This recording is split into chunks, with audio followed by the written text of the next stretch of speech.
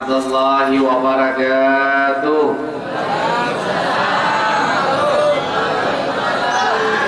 Alhamdulillah. Alhamdulillahilladzi yaklifu idza syaa fi qulubil muridin lawatal iradah wa yuj'iduhum ila suluki sabilis sa'adah allati hiya al-iman wal ibadah wa ma huwa kullu rashmin wa adah.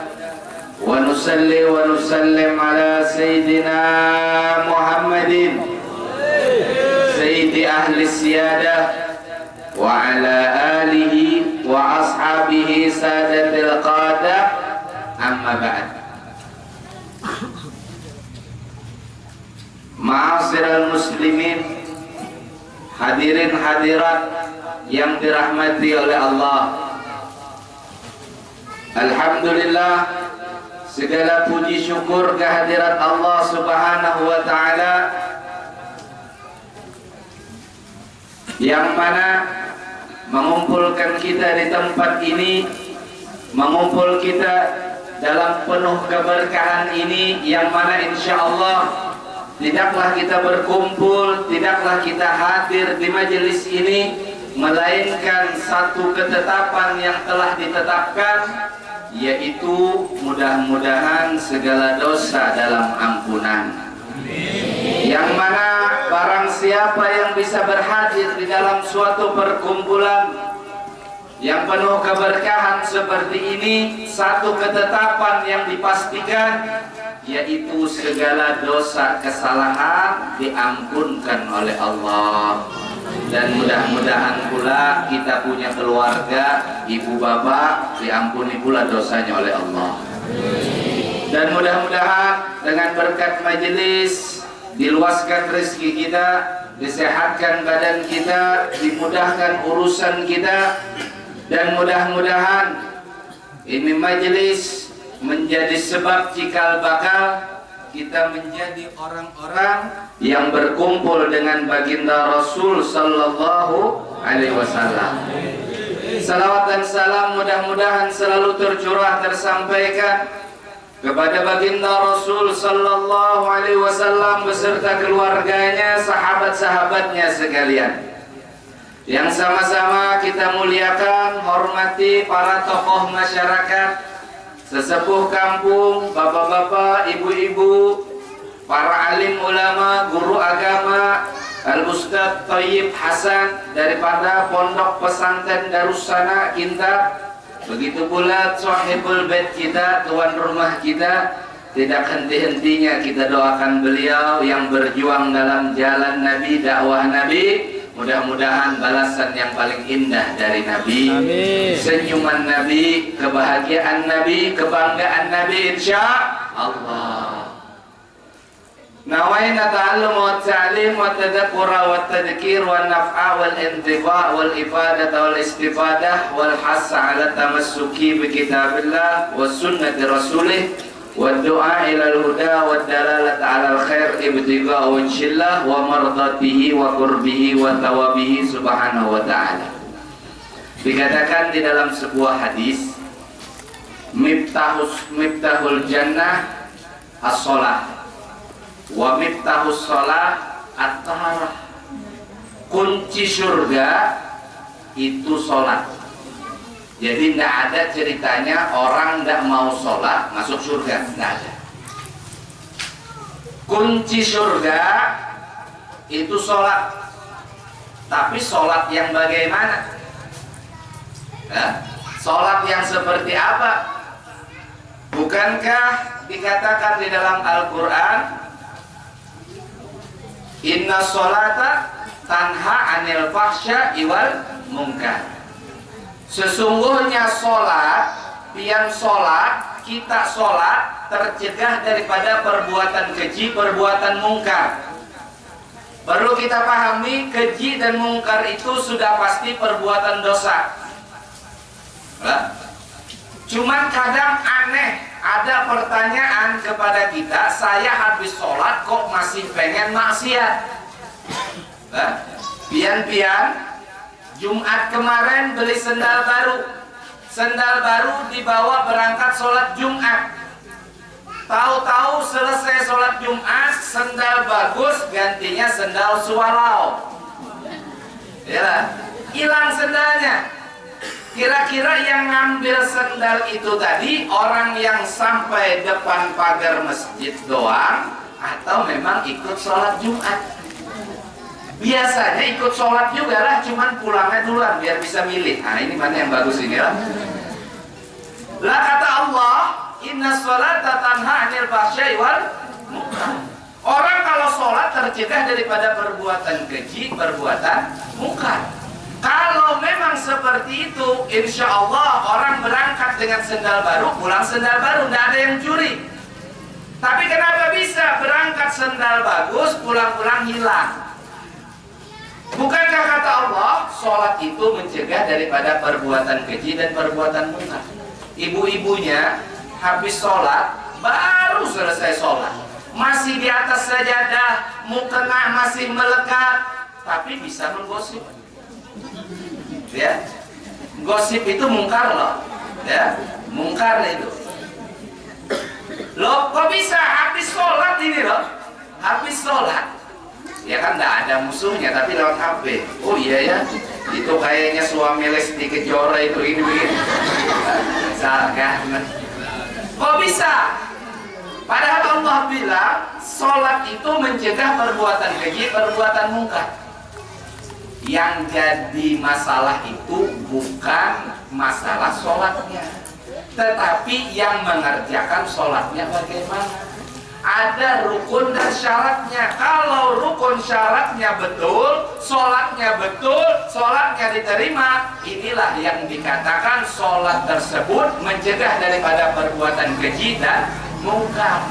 Jadi biar tahu kenapa kita harus belajar tentang sholat. Karena bisa jadi sholat kita yang dikerjakan saat ini belum tentu sempurna. Nah, kalau sholatnya sempurna, nggak ada keinginan lagi, insya Allah sendal aman, insya Allah pergosipan di atas sajadah aman. Ya, ini kata Nabi, miftahus sholat, miftahul jannah as-sholat. Kunci sholat itu, kunci surga itu sholat.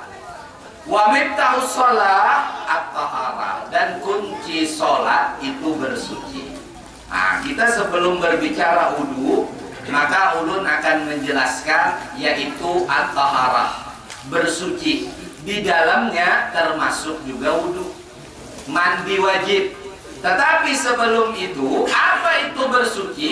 Bersuci itu ialah hiya fi'lu ma la tasihhu sholatu illa bihi, yaitu suatu pekerjaan, suatu perbuatan, sholat tidak akan sah kecuali dengan bersuci tadi. Lalu apa bersuci itu? Bersuci itu terbagi dua. Ada hadas, ada habas. Hadas itu seperti wudhu, seperti mandi wajib. Sedangkan habas kotoran, ketika pian kencing mencucinya, itu disebut istinja. Ketika pian buang air besar mencucinya bagaimana? Nah. Lalu alat-alat yang digunakan untuk wudhu, untuk mandi wajib, mencuci pakaian daripada kotoran tadi, itu ada beberapa. Di antaranya air, ada tanah, ada batu, ada dengan disamak.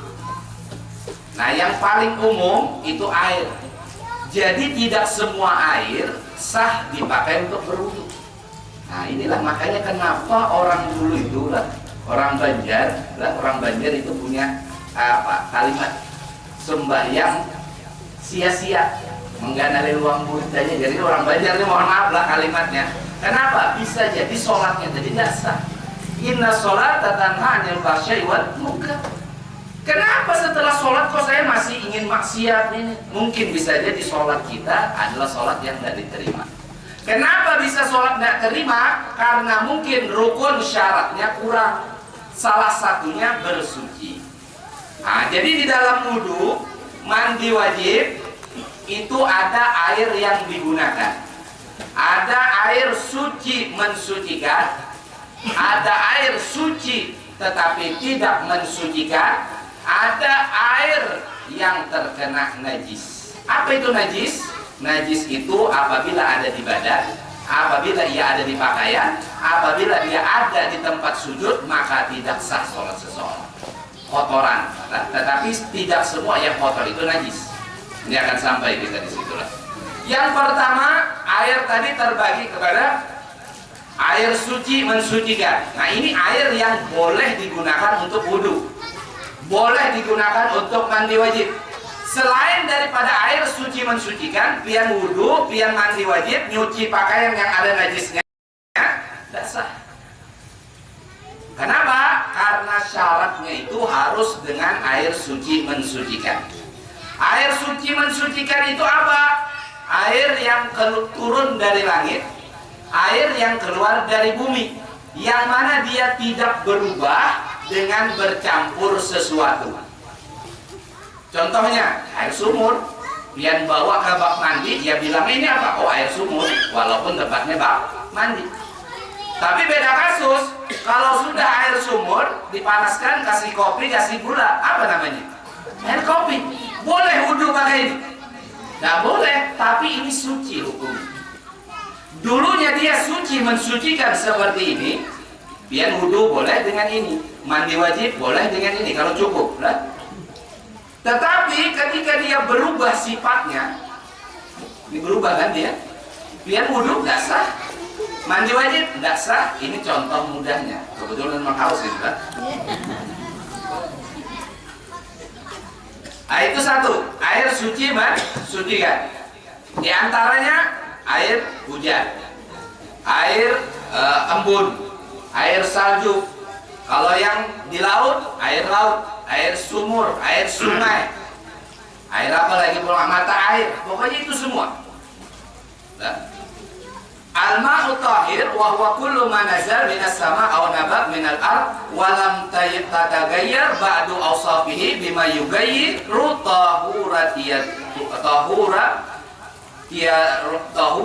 tahuriyatahu kama is-sama' wa ma'il bahri wa ma'il matar wa ma'in nahar wa masaj wa ma'il balad, yaitu air yang berasal dari langit, berasal dari bumi, mata air, selama dia tidak berubah sifatnya. Ini kan berubah sifatnya lah.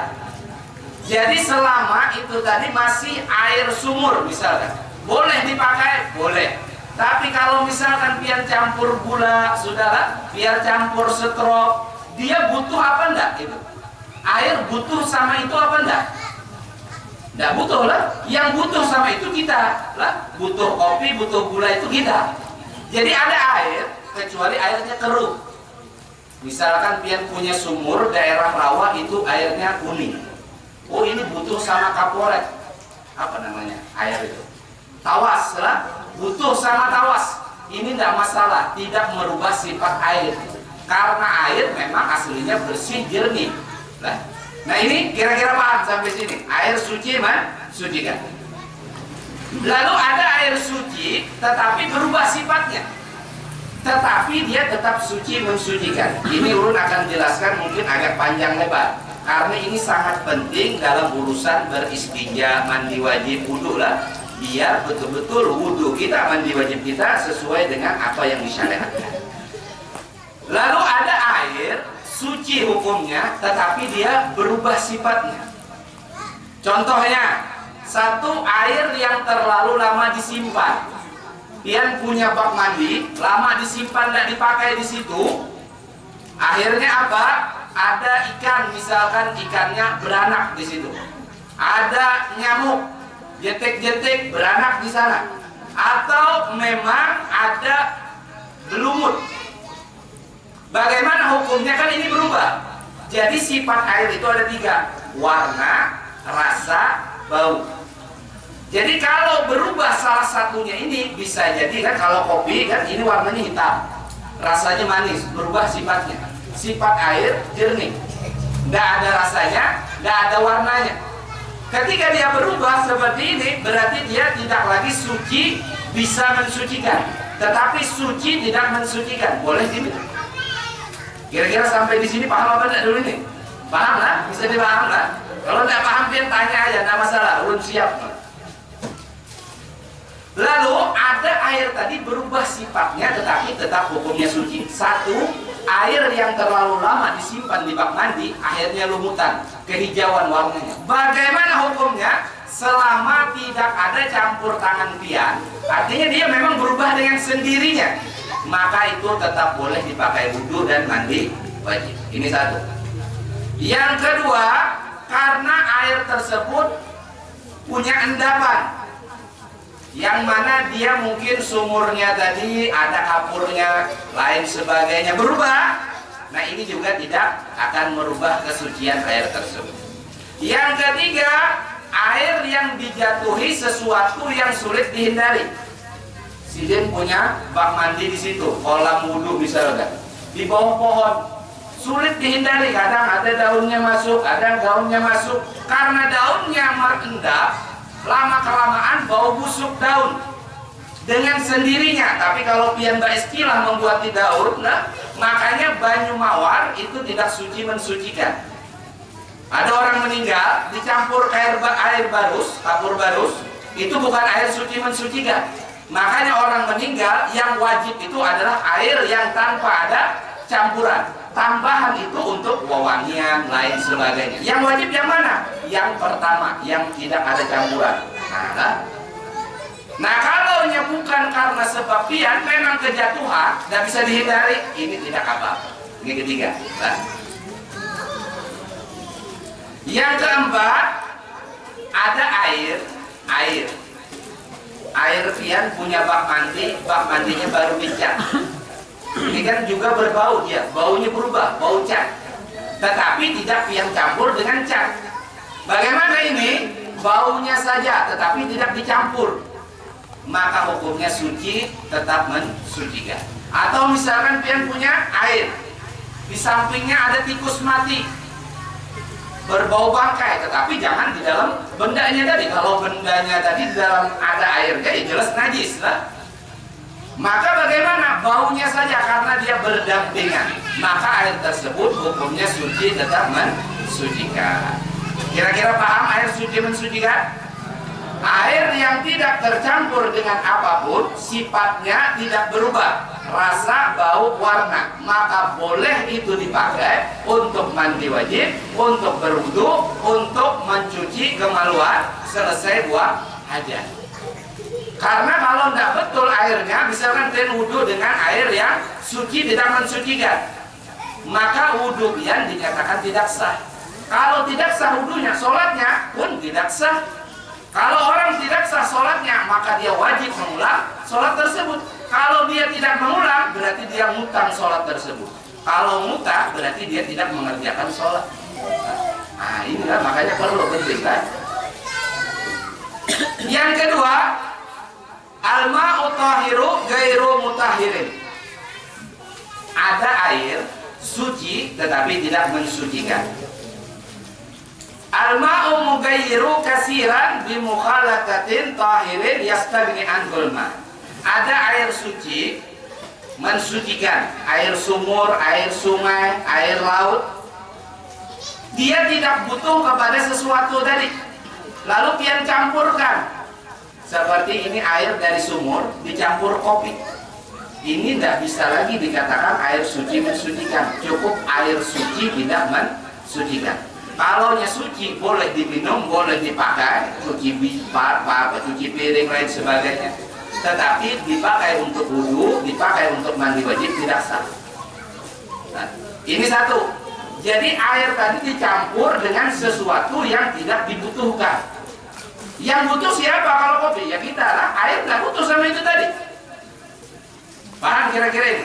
Air bersih, dia campur dengan molto. Yang butuh molto siapa? Dia. Air nggak butuh molto. Makanya ini perlu diperhatikan cara mencuci lah. Jadi najis nanti ada. Ini ulun punya selendang, kena najis. Kalau pian cuci langsung dengan air rinso yang bercampur dengan deterjen, maka itu tidak menghilangkan najisnya. Walaupun kotorannya sudah hilang, tetapi secara hukum ini masih kena najis. Najis kira-kira paham? Belum? Belum ya? Pokoknya najis nanti akan sesuatu yang mencegah sahnya sholat seseorang. Kotoran, apapun yang keluar daripada kemaluan anak Adam, mau muka ataupun belakang, ataupun dari hewan, darah, nanah, muntah yang dari dalam perut, itu najis semua. Kena ini punya pakaian kita, berarti ini karena najis namanya. Lalu kita bersihkan, tetapi membersihkannya langsung dengan air deterjen. Maka seluruh tempat itu tadi dihukumi najis, tidak bisa menghilangkan najis. Pak, pian bawa sholat berarti dinyatakan sholat pian tidak sah. Kenapa? Pakaian pian dihitung membawa najis. Oh bersih ini, betul, tetapi tidak mencucinya sesuai aturan. Makanya ini kadang sering ibu-ibu lah, khususnya ibu-ibu punya anak kecil lah, punya anak kecil, alhamdulillah sekarang banyak popok, dulu nggak ada, lah sulit. Jadi kadang ada anaknya kencing, dipelorotin celananya, kencing di sini misalnya, dipelorotin celananya. Ini celana tadi digulung, dilapkan, betul nggak? Dilap, kering sudah. Setelah kering, ambil pel basah, dipel, betul. Ini tidak menghilangkan najis, karena syarat menghilangkan najis itu harus disiram. Kalau pian pel, maka seluruh rumah pian hukumnya najis. Pian habis wudhu kaki basah nginjak itu, maka kaki pian pun dihukumi najis. Naik ke atas saja ada sholat, maka tidak sah sholat pian. Lalu yang betul gimana caranya? Anak pian kencing, maka satu, hilangkan dulu benda najisnya. Apa benda najis anak kencing? Ya air kencingnya. Pian lap sampai kering. Oh di sini rupanya segini. Lalu pian siram. Karena syarat menghilangkan najis itu harus disiram dengan air suci mensucikan, bukan air aqua lah. Ini contoh aja. Soalnya yang diandaki air aqua soalnya. Contoh siram. Misalkan dia selebar ini, maka siram. Nah, maka ketika disiram tersebut ini jadi suci. Airnya tadi bagaimana? Air ini dinamakan air mustakmal.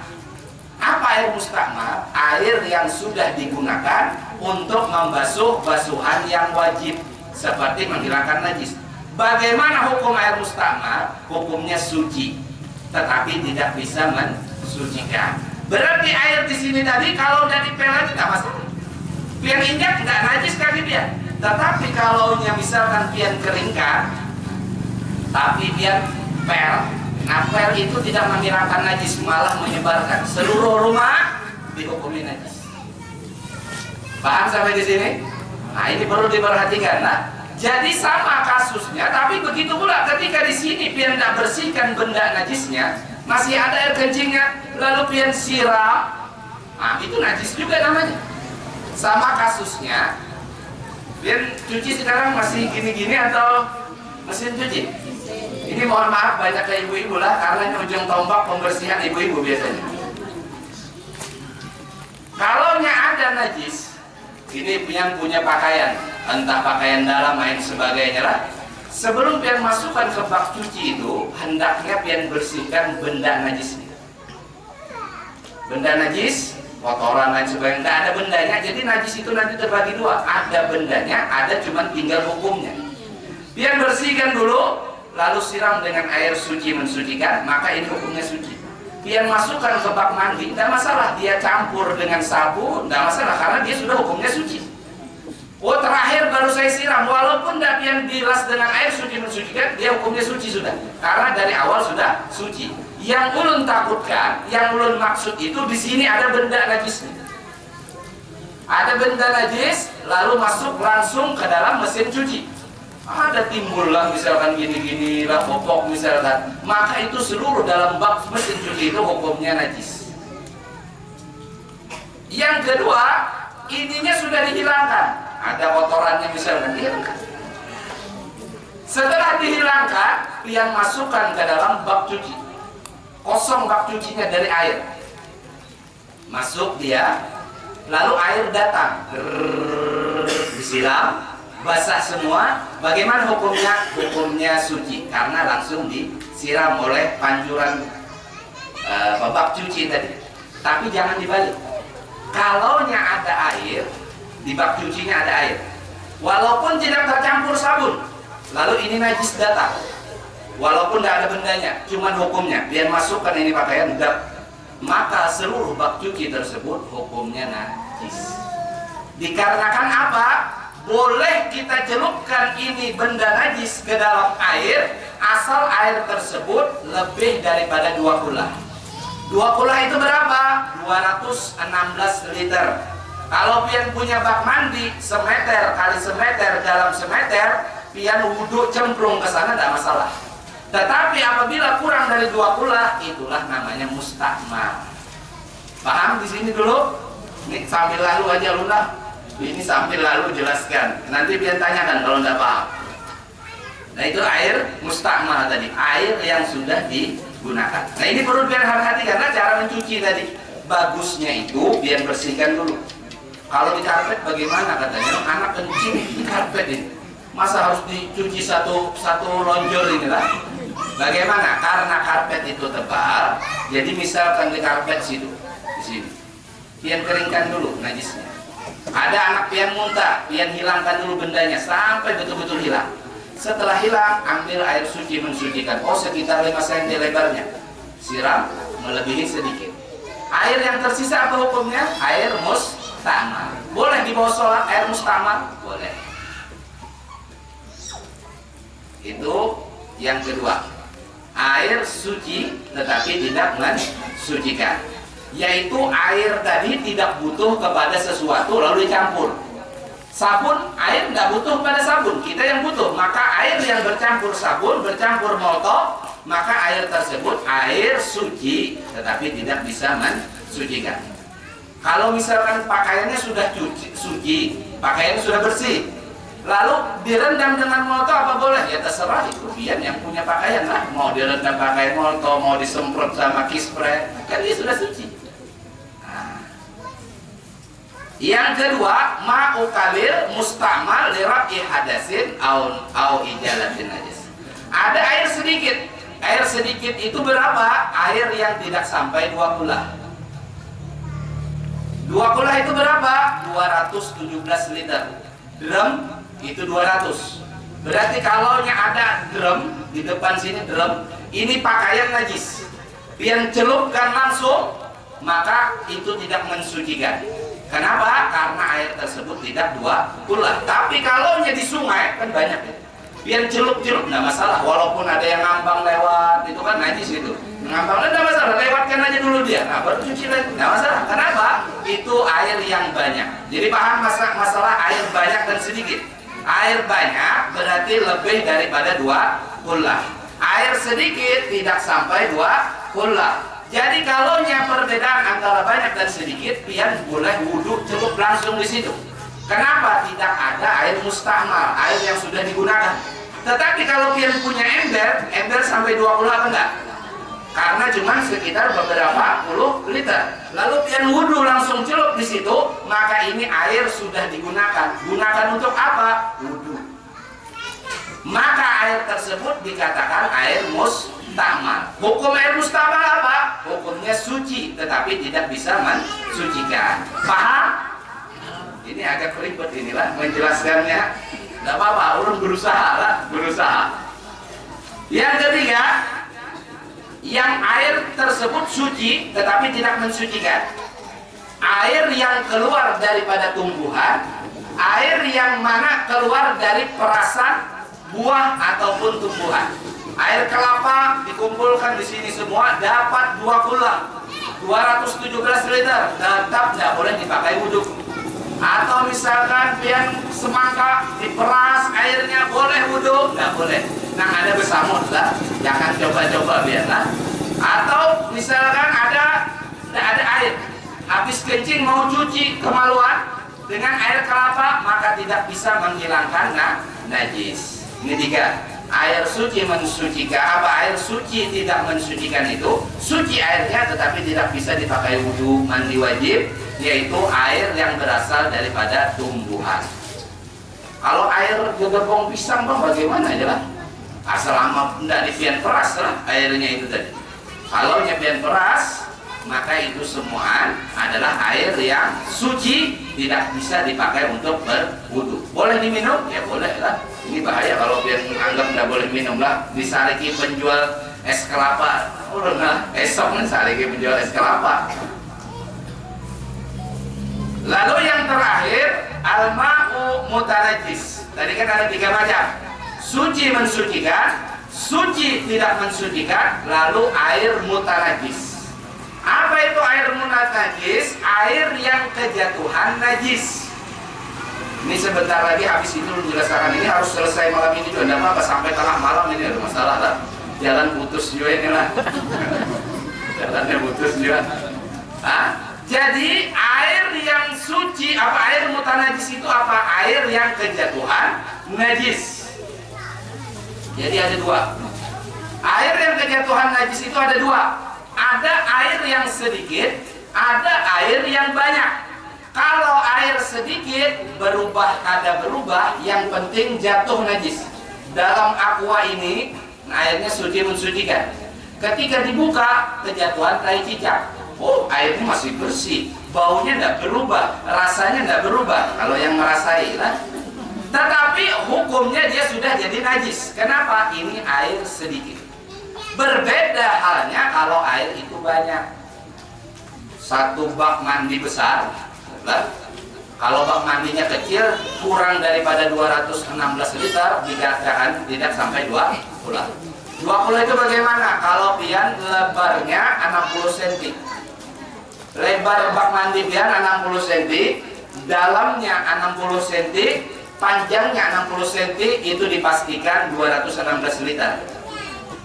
20, apalagi nang bisi bak mandi semeter kali semeter dalam semeter lah. Nah ini pas ini. Lalu ada air yang banyak tadi, lebih daripada 216 liter kejatuhan tai cicak. Tai cicak najis lah.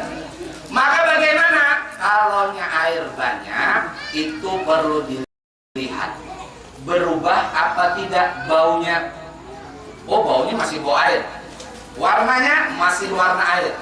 Rasanya terakhir, oh masih rasa air. Cuma jangan juga panggil rasanya kira-kira aja lah. Kalaunya tidak berubah, maka kotoran cicaknya buang. Atau misalkan ada tikus ngambang di situ, buang tikusnya. Selama dia tidak berubah rasanya, tidak berubah warnanya, tidak berubah baunya, buang tikusnya. Boleh wudhu di sana? Boleh. Atau misalkan ada yang ngambang-ngambang itu, siapa ini di kamar mandi? Oh, buang. Baunya tidak berubah, rasanya tidak berubah, warnanya tidak berubah. Tetapi misalkan lah, kodok banyak mati di situ. Ada kodok mati, najis dia. Baunya kayak bau kodok mati sudah. Baunya, warnanya kayak butak-butak gitu gimana? Nah ini rasanya nggak usah dirasa lagi. Kalau sudah binaka itulah warnanya itu, ini sudah najis. Jadi ukurannya bagaimana? Kalau air banyak, dia tidak berubah warna, bau, rasa, sifatnya tidak berubah, maka air tersebut buang najisnya, boleh wudhu di sana, boleh. Mandi wajib di sana, boleh, boleh. Tetapi kalau air banyak tadi, lebih 216 liter tadi berubah, maka dia tidak boleh, buang semuanya. Tapi berarti tidak ada ceritanya minyak.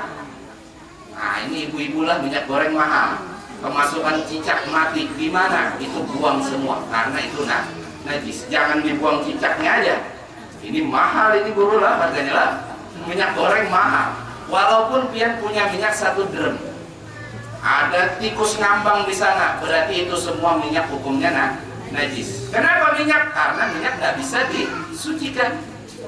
Nah kalau air sedikit, ini ada air, pian punya bak mandi, kalau penuh itu 216 liter. Ternyata isinya cuma separoh. Separoh berarti tidak sampai 20, dihukumi air sedikit kan. Kejatuhan tai cicak, oh ini najis berarti sudah. Lalu dia tambah sampai dia jadi 20, tai cicak dibuang. Tambah sampai jadi 20, maka air tersebut jadinya suci. Tapi kalau minyak nggak bisa. Paham sampai masalah air ini? Air suci mensucikan, air suci tidak mensucikan, air najis. Sekarang kita bicara najis lah. Ini najis. Tidak apa-apa lah. Ini biasanya kita cepat selesai. Ini tidak usah. Aman lah. Yang berikutnya najis. Najis itu lagi terbagi 3. Biar ingatkan ini, terbagi tiga. Ada najis mughaladhah, mukhaffafah, mutawassithah. Pakai bahasa kita ini guru. Oke. Najis mughaladhah, najis kelas berat. Namanya najis kelas berat. Apa najis kelas berat? Najis yang berasal daripada anjing dan babi. Liurnya, darahnya, spermanya, kencingnya, kotorannya itu disebut najis kelas berat. Lah kenapa dikatakan najis kelas berat? Karena kalau kena mereka, kena jilat anjing ini pakaian, maka cuci, hilangkan bendanya, air liurnya hilangkan, dicuci dengan 7 kali cucian.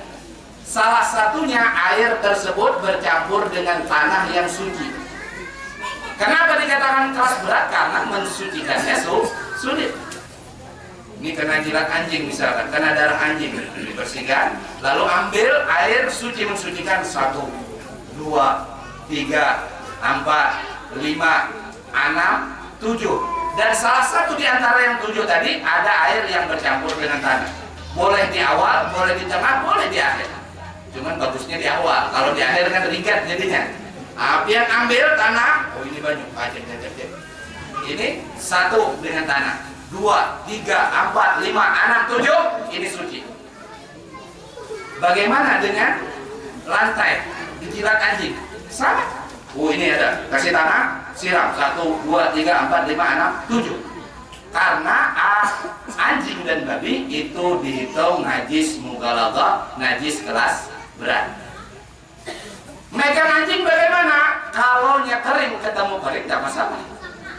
Orang megang anjing, tangannya kering, anjingnya kering, tidak masalah. Tidak perlu dicuci. Yang jadi masalah tangan pian basah, anjing kering. Nah ini jadi najis tangan pian. Cuci 7, 1, 2, 3.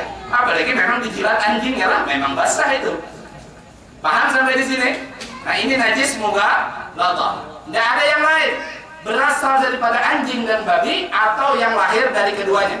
Anjing lawan kambing kawin, keluar anaknya bentuknya anjing. Nah ini najis. Atau memang bentuknya kambing, najis juga. Lah misalkan ada nama itulah. Lalu yang kedua najis mukhaffafah, najis kelas ringan. Apa itu najis kelas ringan? Yaitu kencing anak bayi laki-laki yang belum sampai umur 2 tahun, yang tidak makan apapun juga kecuali air susu ibunya. Kenapa dikatakan najis kelas ringan? Kalau ada itu bayi kencing lahir, bayi tadi kencing di sini misalnya, maka cukup keringkan saja, keringkan kencingnya, lalu biar ambil air suci mensucikan, percikan. Basah maka sudah suci, tidak perlu sampai disiram. Jadi Nabi pernah Sayyidina Husain, cucu beliau dulu kencing, beliau cuma ngambil air dipercikan. Kenapa? Sayyidina Husain saat itu belum umur 2 tahun. Jadi syaratnya apa? Kencing bayi laki-laki. Kalau bayi perempuan jangan dipercikan, harus dicuci. Karena yang masuk daripada najis kelas ringan tadi adalah kencing bayi laki-laki. Oh ada bayi laki-laki tapi umurnya sudah 4 tahun, itu cuci. Lah pesing itu sudah, tidak bisa dipercikan. Oh ada bayinya laki-laki, belum umur 2 tahun. Cuman kalau ada orang jual pentol lewat, beli lah. Ada cendol, makan. Nasi, makan. Bagaimana? Itu tidak bisa dipercikan, harus dicuci. Jadi syaratnya apa? Bayi laki-laki, belum berumur 2 tahun, dan tidak makan apapun juga kecuali air susu ibunya. Lah saya kan tidak bisa nyusuin katanya. Lalu diganti susu formula.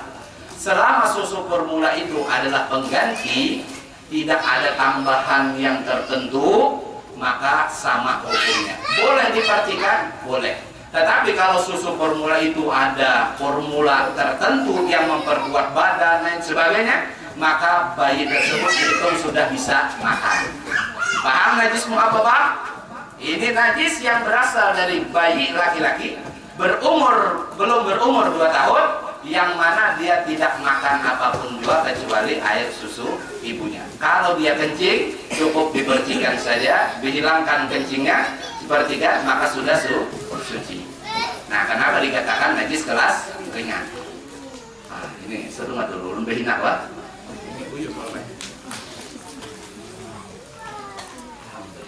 Yang terakhir, najis mutawasitah. Mutawasitah yaitu najis kebanyakan. Najis mutawasitah terbagi pada dua, ainiyah, hukmiyah. Apa itu ainiyah? Ada bendanya, bisa diraba, dirasa, diterawang. Itu duit lah, raba, dirasa, ada bendanya maksudnya. Ada terlihat mata, itu namanya najis ainiyah, ada bendanya. Lalu ada yang tidak ada bendanya, hukmiyah. Misalkan ada orang kencing, kepercikannya saja, kan mengering cepat, bau pesingnya nggak ada, bendanya juga telah hilang. Ini hukumnya tetap najis, tetapi bendanya sudah tidak ada. Bagaimana kalau najis hukmiyah? Ini misalkan ada kepercikan kencing misalkan, kan nggak ada lagi, bendanya nggak ada, baunya nggak ada, maka cukup disiram saja langsung. Kalau sudah disiram bagaimana? Maka hukumnya ini suci. Ada yang namanya najis ainiyah, ada bendanya, terlihat mata, bisa diraba, oh kayaknya ada inilah, nah, ini najis ainiyah. Lalu apa saja najis tersebut? Dia allati laha jirmun au ta'mun au launun au rihun kal gaib, yaitu bisa diraba, dirasa, atau ada warnanya. Warnanya ada, diraba ada, dirasa. Ini jangan juga kalau najis dirasa, oh, ini kayaknya ada bendanya, tidak perlu biar rasa lagi lah, itulah. Apa saja najis itu? Kal gaib, yaitu kotoran yang keluar dari kemaluan anak Adam, manusia, depan dan belakang. Keluar, encer, beku, lain sebagainya, pokoknya semua itu najis. Atau daripada binatang, auros, binatang, sapi, kambing, lain sebagainya, itu semua najis. Berikutnya apalagi? Darah. Darah binatang, darah kita, hukumnya najis. Makanya biar kalau ada yang gusi berdarah, sholat itu harus dibersihkan, dicuci dengan air. Kenapa? Karena darah najis. Kalau puasa-puasa gusi berdarah, jangan ditelan. Nah, darah sendiri juga batal, yang punya puasa lah. Kayak apa? Nanah, kayak muntah, wa muskir, benda cair yang memabukkan. Nah, inilah topi miring, topi tak halang, itu semua. Apa kata orang, tayuk lah, apa lagi, ciu, apalah pokoknya. Atau pian olah sorangan di rumah lah, bodrek campur misagrip campur komik. Nah, ini bercampur sorangan. Bila itu sudah dikonotasikan, dikategorikan itu memabukkan, maka itu najis. Bapak-bapaknya mau berangkat ke masjid, lihat ada bergelimpangan botol topi miring, siapa ini minum di pinggir jalan, ditendang. Ditendang. Kepercikan ke sarungnya, ada sedikit sisa-sisanya kena sarungnya. Bagaimana sholatnya? Tidak sah, karena dia terkena najis. Al-muskirin. Atau apa saja benda memabukkan, yang memabukkan, yang cair lah. Kalau misalkan ada orang bawa pil ekstasi, selama itu tidak cair, nah ini tidak masalah. Tapi jangan jual lah, ini jangan bawa maksudnya. Tapi kalau sabu itu mencair, nah itu termasuk daripada benda cair, itu najis juga, najis. Apalagi wal madi, wal wadi. Tapi lain wadi iwak lah, jangan pian padahkan wadi iwak najis, habis ditarik orang berabai lah, babuangan wadi iwak. Maksud madi itu adalah cairan yang keluar ketika syahwat. Tidak perlu panjang lebar dulu lah bercerita inilah. Kalau orang sudah syahwat, ada cairan bening seperti air tapi agak lengket, itu namanya madi. Cairan pelumas dalam istilah kedokteran. Perempuan bening keluar, itu laki-laki bening keluar, itu namanya madi. Bagaimana hukumnya? Najis. Kalau keluar itu batal wudu dan juga pian wajib membersihkan kemaluan dia. Kalau hendak sholat maksudnya, kalau hendak tempur ya tidak masalah, memang itu keluar lah. Yang berikutnya wadi. Lain wadi orang balabai tadi lain. Wadi yang dimaksud di sini air yang keluar dari kemaluan, keluarnya itu agak putih keruh. biasanya habis ngangkat-ngangkat berat ada keluar, bukan kencing tetapi ada keluar, ini namanya wadi, hukumnya juga najis. Illa mani, nah kalau mani itu hukumnya suci, kalau najis biarlah najis beratan kita, mani hukumnya suci. Wal maitah, bangkai, bangkai itu seluruh anggotanya, ayam mati, kambing mati, lain sebagainya. Kalau pian sembelih lain pulang katanya. Itu bukan bangkai. Yang dimaksud bangkai ini nang kada disembelih. Ayam mati di muka rumah itu najis. Kambing mati tanpa disembelih itu najis. Mau itu rambutnya atau cuma taringanya, kukunya. Nah, makanya di sini ada orang memakai minyak bulus. Tahu kan bulus? Bidawang lah. Bidawang itu apakah dia termasuk benda hewan yang boleh disembelih atau tidak? Kalau tidak, berarti itu bangkai. Kalau bangkai minyaknya pian pakai, berarti pian memakai najis. Ada yang pakai minyak buaya, sama. Minyak ular, sama. Kecuali minyak onta, ontanya disembelih lalu diulah minyak, nah ini nggak masalah. Kenapa? Dia hukumnya suci. Jadi bangkai itu lah terbagi dua lagi nantinya. Najisnya itu ada yang ketika dia hidup lalu terlepas, nah kayak ayam lalu terlepas bulunya. Nah bulu ayam ini najis apa tidak?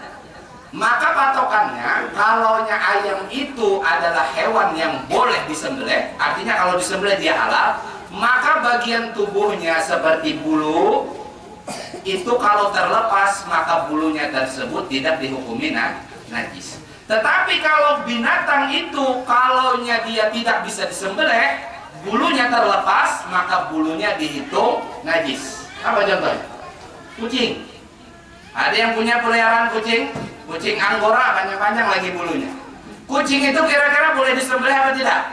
Tidak boleh. Berarti kalau bulunya terlepas, maka dihitung bulu tersebut nempel di mukena pian, nempel di sajadah pian, maka pian dihitung terkena najis. Tidak sah sholatnya, betul, tidak sah.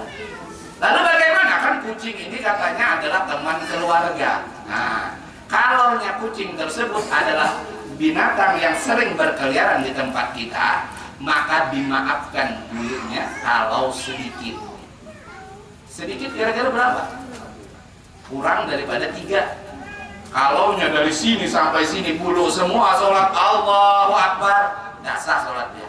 Tapi kalau pian bersihkan sudah masih ada tersisa sedikit, maka sah tetap sholat pian. Sama seperti keledai lah, keledai itu tidak boleh disembelih. Jadi di Hadramut sana orang kadang nunggang keledai, tunggangannya. Karena dia berada di sekitar kita, ditunggang, otomatis kadang nempel. Tapi tetap harus dibersihkan. Nah tersisa sedikit, tidak masalah. Tetapi kalau hewan tersebut apabila disembelih dia halal, seperti kambing, sapi, ada bulunya. Kita hampir mau sholat, ada kambing menyeruduk kita lah, ada di sini bulunya. Bagaimana? Tidak masalah. Karena bulunya tersebut tidak dihitung najis. Nah ini bangkai namanya lah, bangkai. Kecuali bangkai ikan dan bangkai belarang. Ada ceritanya orang yang beli ikan, anaknya balik, kakap dulu lah. Tidak ada kan? Artinya kalau ikan tersebut pian unjuni mati ataupun timbul sorangan mati, tidak masalah, boleh dimakan, boleh dimanfaatkan. Kenapa? Tidak ada hukumnya najis bangkai hewan, binatang dan belalang. Dan juga termasuk tidak najis yaitu bangkai manusia, tetapi tidak halal dimakan lah. Bangkai manusia itu tidak najis. Termasuk air susu manusia itu juga tidak najis. Lalu bagaimana cara mensucikan najis ainiyah? Maka hilangkan dulu bendanya, hilangkan bendanya. Setelah sisanya tadi disiram dengan air. Kalaunya itu adalah najis yang sulit hilang, seperti darah. Darah kan kalau biar kena di pakaian putih seperti ini kadang masih ada warnanya. Tetapi biar sudah berusaha, biar rasa tidak ada lagi, biar baunya tidak ada lagi, cuman tersisa warnanya. maka ini namanya dimaafkan atau dimahfu karena sulitnya menghilangkan. Bekas muntah kuning misalkan, tapi sudah pian bersihkan, karena sulitnya menghilangkan, maka dimaafkan. Kira-kira paham? Ini masalah najis. Dan terakhir, cara mensucikan najis, ada kambing mati depan rumah. Oh sayang, kita manfaatkan kulitnya. Boleh dengan cara disamak. Walaupun kambing itu tidak mati disembelih, tetapi kulitnya aja yang boleh disamak. Maksud disamak itu bagaimana? Mau dibuat terbang, mau dibuat pakaian, boleh. Hukumnya suci. Tetapi dagingnya tidak boleh biar potong-potong, bikin rambak, sudah disamak juga. Ini tidak boleh. Tahu bikin rambak? Kerupuk yang dari kulit itulah. Ada kambing mati, dipotong-potong, disamak. Disamak itu seperti pengolahan kulit lah, pokoknya pengolahan kulit. Wallahu a'lam. Nah ini sampai di situ tadi. Insya Allah pertemuan akan datang masalah istinja. Apa itu istinja? Kata Nabi, yang paling banyak orang masuk ke dalam neraka, paling banyak orang disiksa dalam kubur, masalah istinja. Apa itu istinja? Buang air besar, buang air kecil, cara membersihkannya tidak betul. Ini kata Nabi, paling banyak orang disiksa di kubur masalah istinja. Lah apa hubungannya kalau tidak bersih? Kalau tidak bersih, biar sholat dasar. Kalau tidak bersih sesuai, bukan bersih keset rapat itu, bukan. Maksudnya menggunakan air suci mensucikan dengan cara yang betul, sehingganya sholat kita dihitung sah.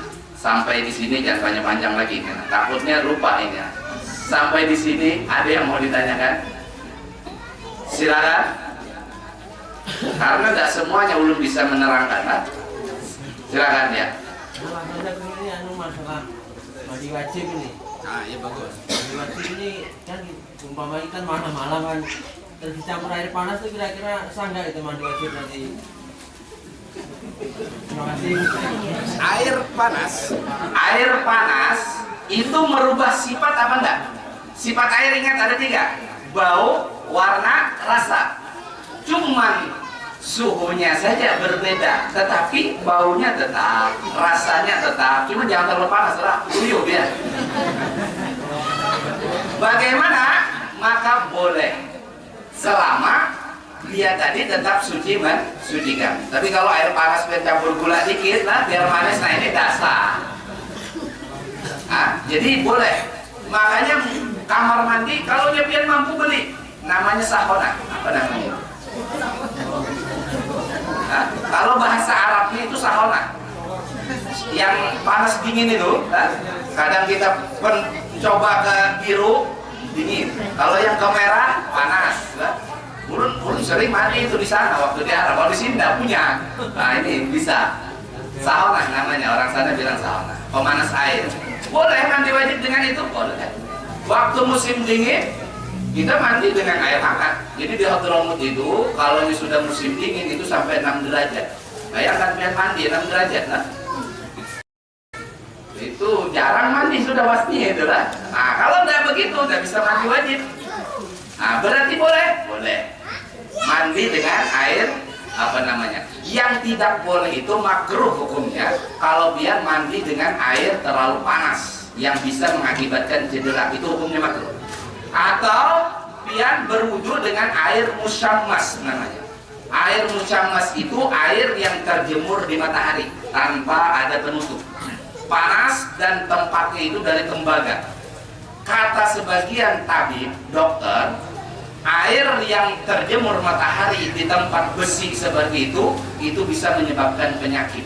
Nama penyakitnya kusta atau belang. Ada penyakit kusta atau penyakit celak karena bisa menghilangkan pigmentasi kulit.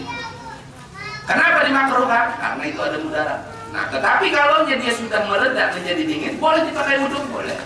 Berbeda dengan air seperti itu tadi, silahkan pakai. Ini bisa dipakai lagi. Bulan Ramadan kan sulit katanya lah. Bulan Ramadan, kan? Betul.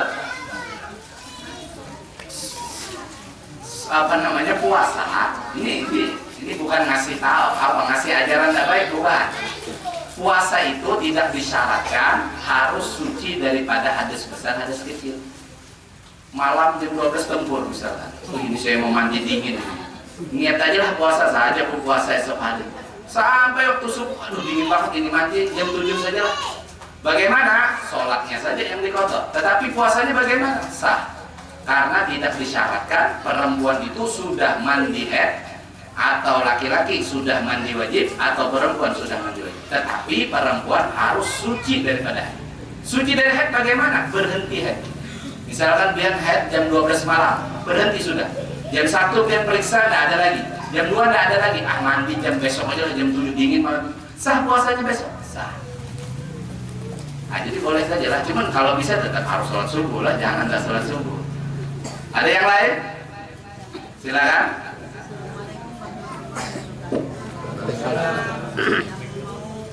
Kami tanyakan itu, misalnya kita itu waktu mengerjakan sholat, terus cucu kita itu ikut naik-naik itu pas sujud, nah tapi dalam keadaan punya najis, tapi cucunya itu pakai pampers kan gak mecah. Nah, ini bagus pertanyaannya lah. Kita akan membagi cucu pian laki-laki atau perempuan. Laki-laki. Nah, kalau laki-laki mau dia pakai pampers ataupun tidak, otomatis selama dia belum sunat, maka itu dihitung tetap membawa najis. Membawa itu bagaimana? Bukan bersentuhan, melainkan dibawa, diangkat. Jadi kalau pian duduk, dia duduk di pangkuan pian. Kalau pian sujud, dia naik di atas. Ini dihitung membawa.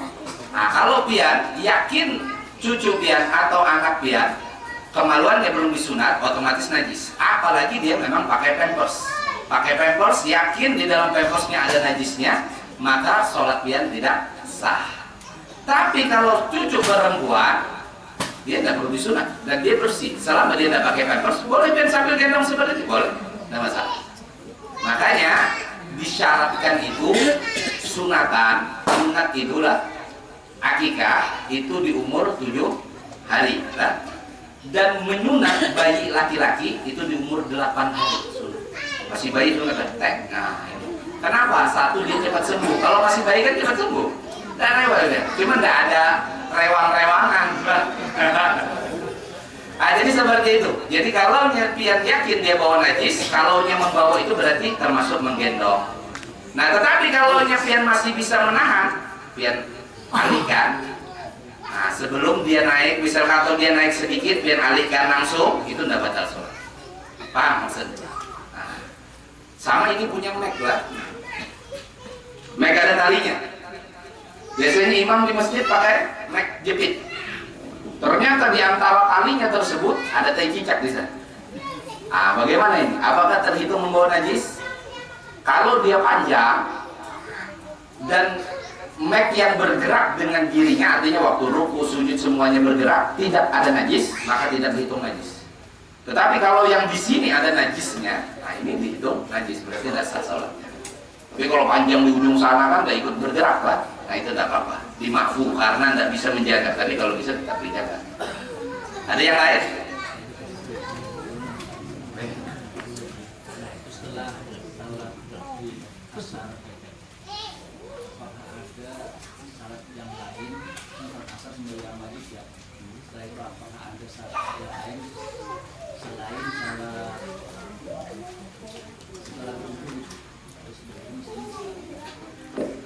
Setelah sholat asar, ada sholat-sholat waktu-waktu yang diharamkan sholat.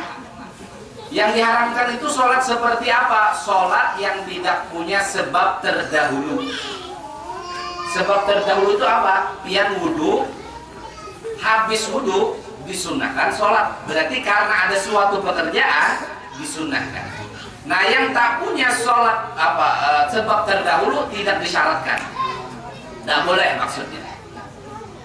Kecuali di tempat-tempat yang diperbolehkan. Di Masjidil Haram itu tidak punya waktu. Mau habis asar, habis subuh kan mau boleh sholat. Atau sholat Jumat. Tengah hari, matahari pas di tengah-tengah itu juga tidak boleh sholat. Kecuali hari Jumat. Hari Jumat boleh. Sholat sunnah apa-apa. Lalu sholat asar, habis sholat asar mau sholat mau tahiyatul masjid misalnya. Tahiyatul masjid itu sebenarnya boleh habis asar. Karena masuk masjid, karena sebab masuk masjid disunnahkan sholat tahiyatul masjid. Tetapi ulama kita mengkategorikan seperti wudhu, habis asar nggak perlu sholat, ganti dengan ucapan subhanallah, alhamdulillah, la ilaha illallah, Allahu akbar. Atau seperti masuk masjid sudah habis asar, ganti dengan itu tadi. Itu namanya waktu-waktu tahrim. Jadi yang dimaksud sholat yang tidak boleh itu sholat yang tidak punya sebab terdahulu. Sholat hajat. Hajat ini kan sholat dulu baru hajatnya. Istiharah dulu baru sholatnya. Nah itu sebab. Atau sholat sunnah mutlak. Seperti tanpa ada sebab, tidak ada tujuan lain sebab, sholat sunnah saja, maka tidak boleh. Kira-kira seperti itu. Ada yang lain? Hah? Sudah ada ibunya. Yang di depan bilang sudah. Mau pulang kayaknya. Bapak-bapak? Ada? Ada lagi bu? Yang tidak paham masalah air tadi? Jadi tidak masalah kalau nyepian saat ini merasa paham dan nantinya tidak paham, tanyakan aja. Ulun siap jawablah. Kalau bisa jawab, jawab. Kalau tidak bisa ulun mutang nanti lah. Mutang jawaban maksud. Bapak-bapaknya tidak ada? Ya silakan. Seumpama mau sholat Jumat, wudhu dari rumah, terus sampai di masjid tidak wudhu lagi, gimana itu Pak? Hemat air itu namanya. Hemat air. Ada orang berangkat dari rumah mau sholat Jumat, wudhu di rumah, bagus ini. Ternyata di tengah jalan keinjak kotoran misalnya, atau keinjak tai cicak misalnya. Bagaimana? Apakah dia wudhu lagi atau cukup cuci kakinya? Maka cukup cuci kakinya. Biar dari rumah berangkat ke majelis sama istri, kan bersentuhan kulit laki-laki dan perempuan ajnabi boleh menikah. Istri pian kan boleh dinikahi lah. Nah, bersentuhan kulit batal wudhunya. Tapi pian boncengan dari rumah pegang bajunya, berarti tidak tersentuh kulitnya, tidak batal. Jadi orang berangkat dari rumah sudah wudhu sampai ke masjid tidak berwudhu lagi selama dia tidak batal. Tetapi kalau keinjak tai cicak sampai masjid keinjak tai cicak, bagaimana? Apa wudhu lagi? Tidak perlu, cukup cuci kakinya saja. Nah, jadi nanti ada hal-hal yang membatalkan wudhu. Di antaranya keluar sesuatu dari dua jalan. Apa saja? Uang recehan keluar, maluan depan, maluan belakang. Misalnya uang receh keluar, gimana? Batal wudhunya. Angin aja keluar batal, apalagi uang receh lah. Nah ini satu. Yang kedua, hilang akal. Yang batalkan wudhu itu hilang akal. Apa sebab? Tidur. Kalau tidur duduk, nggak batal wudhunya. Kalau tidur telentang, walau cuma 5 detik, dari mana tahu 5 detik? Hilang sudah orang. Dipandiri, diojak ngomong, hilang sudah. Ini batal wudhunya. Apalagi mabuk, pingsan, ini batal semua wudhunya, hilang akal. Yang ketiga, bersentuhan kulit laki-laki dan perempuan yang boleh menikah. Sepupu sekali boleh nikah? Boleh, batal wudhunya. Apalagi memang sama istri lah, memang sudah dinikahi itu, batal wudhunya. Tapi kalau kita sama ibu kita sama anak kita, misalkan ini tidak batal wudhunya. Yang diharamkan menikah maka tidak batal wudhunya. Karena sebab sedarah, karena sebab persusuan, jadi ada anak kecil disusui orang. Nah ini tidak batal wudhu. Ini yang ketiga, bersentuhan kulit laki-laki dan perempuan. Ini belum jelaskan nanti kalau pas pada babnya sendiri akan lebih rinci. Yang terakhir, yang batalkan wudhu menyentuh kemaluan anak Adam. Kemaluan anak Adam. Berarti siapa? Siap. Berarti kalau nyentuh kemaluan kita sendiri batal apa enggak? Batal.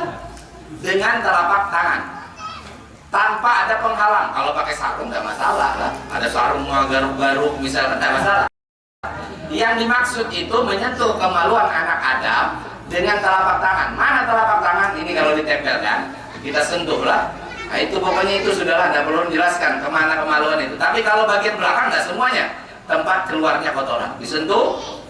Makanya pian mau sholat sudah wudhu, anak pian kencing, dibasuhkan dengan gunakan telapak tangan pian sentuh. Bersentuhan kulit dengan anak pian tidak batal. Tetapi ketika pian membersihkan kemaluan dia, menyentuh kemaluannya, batal wudhunya. Paham? Nah ini cuma 4 ini tadi.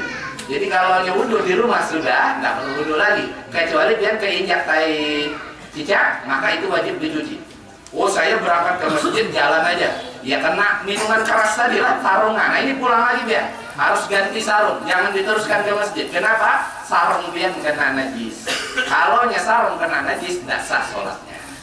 Wallahu a'lam. Ada lagi? Habis? Oh ada lagi. Kalau misalnya sholat berjamaah Pak, kita terakhir misalnya untuk kita itu wajib langsung keluar wudhu atau menyelesaikan sholatnya dulu. Jadi bagus ini pertanyaannya ini lah. Tak kasih contoh ini. Ramadan, ya Ramadan. Biasanya siapa yang kalap makan? Es cendol masuk, es nyur masuk, nasi uduk masuk semua. Waktu taraweh, perut kan penuh lah. Macam-macam perut masuk semua. Waktu sholat taraweh, berbunyi gitu. Kan ini kalau yang kabur langsung ke belakang, ini ternyata yang kentut, ini kan malu dia. Tahu orang, ini yang kentut, ini kenapa perut penuh? Akhirnya lanjut aja lah, seperti orang sholat. Ini hukumnya haram. Jadi sholat itu wajib dalam keadaan suci daripada hadas besar, hadas kecil. Jadi kalau pian sudah yakin pian batal, di tengah sholat kentut, selesai sholat. Jangan diteruskan. Kalau pian teruskan dalam keadaan sudah tahu batal, haram hukum. Nah, jadi pian sholat misalkan rakaat terakhir sudah, dari mana tahu kentut? Ada bunyinya, ada getarannya, dikit aja. Nah, itu batal. Tapi ini perlu dibedakan, kan? Perlu dibedakan. Kentut itu ada dua. Ada yang bunyi perut. Kan ada orang pengen kentut tapi ditahan-tahan lah. Apalagi yang baru kawin lah. Baru kawin kan masih malu sama suaminya. Tahan. Akhirnya apa? Terus pecahnya di dalam. Batal apa enggak ini? Tidak batal. Karena yang dimaksud dengan membatalkan wudhu keluar sesuatu dari kemaluan depan dan kemaluan belakang. Ini ada saking ditahan-tahan bunyi di dalam. Nah, ini tidak batal. Jadi kalau jadi waktu sholat batal wudhunya, dia wajib menghentikan sholat tersebut. Kalau diteruskan seperti tarawih tadi lah, walaupun tarawih sholatnya sunnah, malu ini kalau berhenti katanya, maka dia hukumnya haram. Sama hukumnya dengan orang yang tidak wudhu menyentuh Al-Quran. Sama hukumnya orang yang batal wudhunya melakukan tawaf, sama.